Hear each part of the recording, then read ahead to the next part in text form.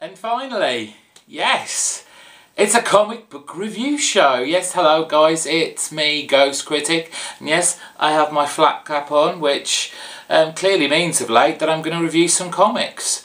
Let's bash on straight away, straight to business.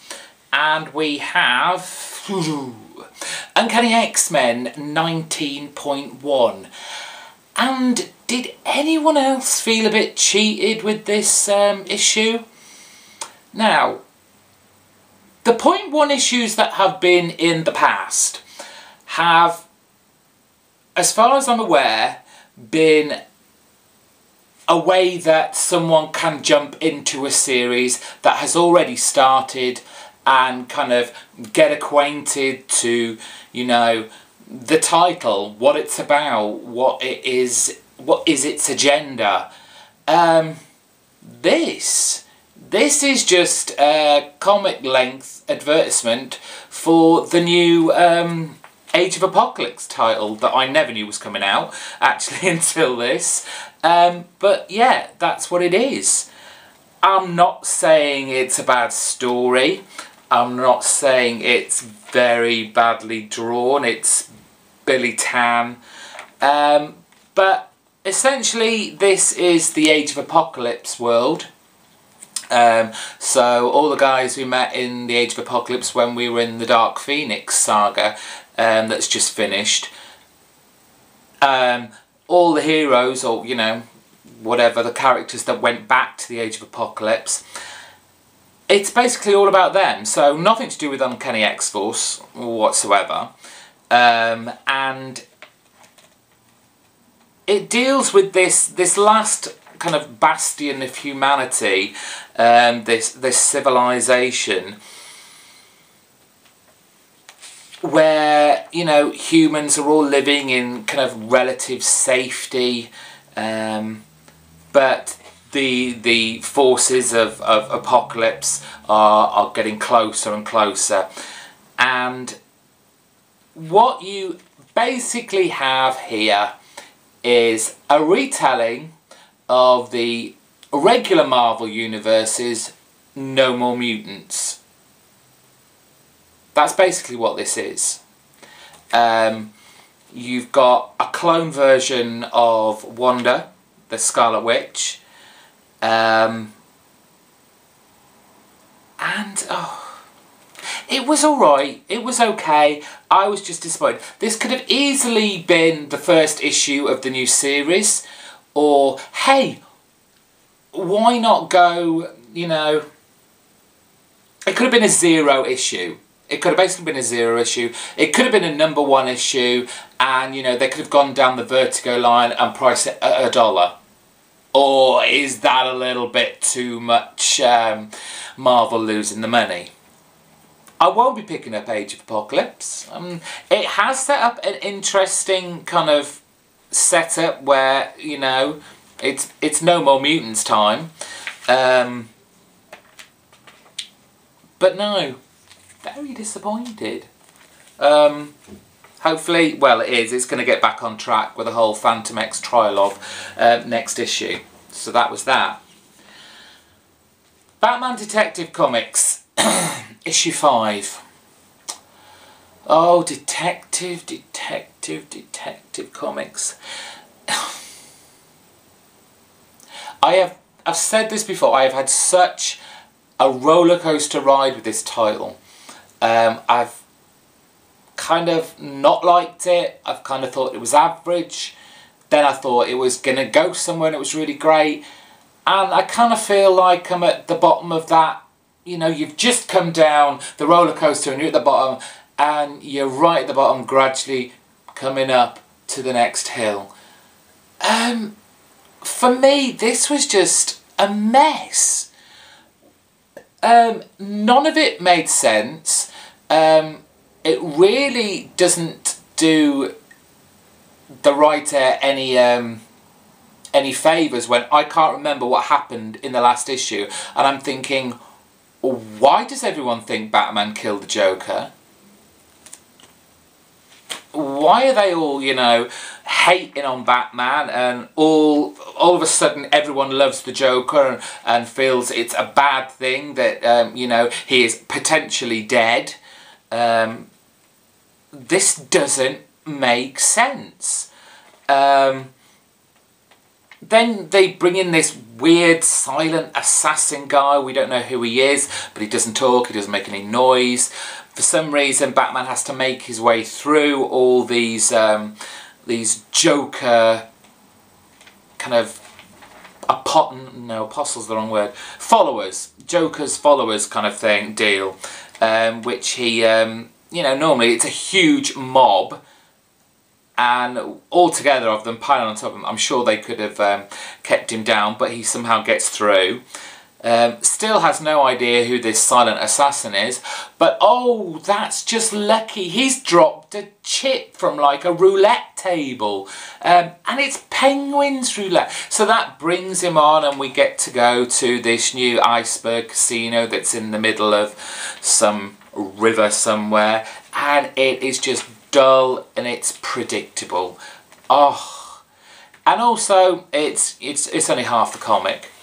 Nothing. We have Batman Detective going back to doing a kind of backup story on top of it, which, to be fair, despite the fact it doesn't feature Batman at all, is infinitely better.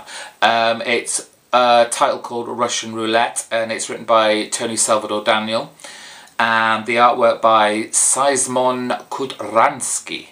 It's very dark. It's very very intriguing. This is the kind of thing I want to see. You know, it drops little hints. It's got Catwoman in it. It has the son of one of, you know, Batman's, I guess, almost major kind of villains.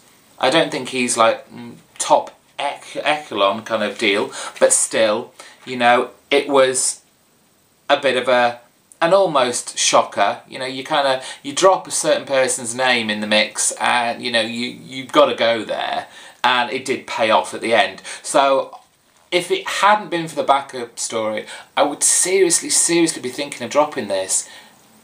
I'm just not getting it. What is going on? Maybe someone can explain it to me. What I am having still heaps of fun with, it's OMAC, it's issue 5, and it's this crossover with Frankenstein and the Agent of Shade. This continues to be such a guilty pleasure. It isn't anything deep at all. It's just another page after page after page of a fight between, this time it's OMAC and Frankenstein, and I love it. It's just one of those comics that when I get to, I can, you know, almost switch off my brain and just accept the gloriousness, the fun, the entertainment value of this. I'm sure this is a highly underrated comic in a slew of very, you know, dark, almost depressing, sick titles. And talking about sick titles, Swamp Thing, we'll do that one first. Swamp Thing issue 5, and I'm sorry, I do not like Yannick Paquette's artwork. There, I said it. What are you going to do? I don't, it's one of those artists, I guess it's like Marmite, you either love him or you hate him, but I am not a great fan. This, and obviously you know what issue's going to come up next, this and Animal Man are bringing both the characters of Swamp Thing and Animal Man closer and closer together. There's a crossover coming, and it has clearly been set up to be that way. It does work perfectly. They're both fighting the same villain, the Rot, and in both issues, in both Swamp Thing and the upcoming review of Animal Man, these are your heroes, you know, for want of a better word, thinking they're doing the right thing, but end up making things so much worse. So yeah, you have that moment between Alec Holland and Abigail, and you know, they're shared but different perspectives of the same dream, which brings them so close together that, you know, something happens and it just kicks off from there. I still love, you know, still love Snyder's writing on this. He's writing a great story. I'm just not over enamoured with the artwork. Now, Animal Man. Whoo! I can't believe this is only teen plus. I really can't. This is a Vertigo title, if ever there was a Vertigo title. This is sick and twisted. And of course I love it. But my God. Foreman is still on art, but he's being assisted by a couple of others, Steve Pugh and the inks by Jeff Hewitt. So the style is slightly different, but it is no less fantastic. I love the look of this book, love the interactions between all the characters. The family orientated backstory, well, not even backstory, it's right there at the front. This is a family team where you've only got one or two kind of super powered people in this family unit. But yes, the surreal kind of almost, no, not almost, it's just these hellish pictures of mutated, stripped down, you know, cadavers. It's really scary, it's really horrific, and you know, as sick as it might be, I am lapping it up. It is fantastic. The only thing I could say is I don't particularly like the whole his daughter Maxine being the one better or greater or more powerful or more important than Animal Man. I'm worried that this tale is going to end up being a kind of monster of the ark where they have to, you know, keep them from catching Maxine. I hope Jeff Lemire has got something more in mind, and I'm sure he has, for future story arcs. But I don't want to be all this title just to be about Maxine and, you know, keeping her out of the hands of the rot. But apart from that, always exceptional. I love it. Now for my pick of the week. And it's The Punisher, issue 7. And The Punisher doesn't actually, in reality, turn up in this at all. The only way he does is in a kind of retelling of a very classic kind of storyline that involves the Punisher and the Daredevil. Now, I don't want to spoil this for you if you haven't read it, because this came completely out of the blue and it was just amazing. We have this story, I've said it's not got the Punisher in it at all. We've got the Detective Clemens and his partner, Bolt. You know, the detective from Morgan Freeman and his best mate Brad Pitt from Seven. Yeah, it's those two. And it is their relationship. It's them going up to the Snow Lodge, where this is after, you know, the Punisher and the wife of the murdered in the wedding, all that business. It's after they've just annihilated everyone within the Snow Lodge of, you know, all the members of the Exchange. And it is the interactions between these two detectives that are perfect. So perfect. Detective Clemens is such a fantastic character. He is one of those old school detectives who sees things that, you know, these young upstarts don't see. He knows more than he lets on, but he will let you know that he knows that in this case, and he lets him know, he knows that Bolt is giving information to the Punisher. And that's a moment in itself. That just comes out of nowhere. We know this guy is on the ball.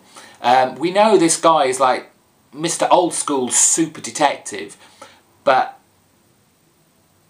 it comes out of nowhere. And it is just so good. And then he throws in an old storyline from Punisher. It was a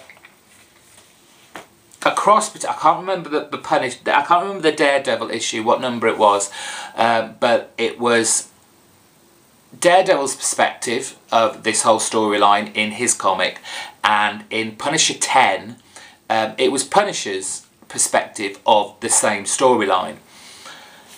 And they've used it in this. And again, it comes completely out of the blue, but it works. It gives a reason why, you know, Clemens is so obsessed with the Punisher. I thoroughly recommend you read this issue. And if you haven't read the other issues, go out there, find them. You know what? Greg Rucka is writing the hell out of this title.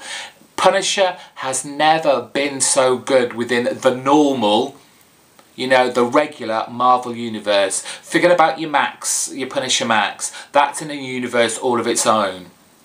This is your regular Marvel Universe, and it's been a long time since Punisher has ever been this good.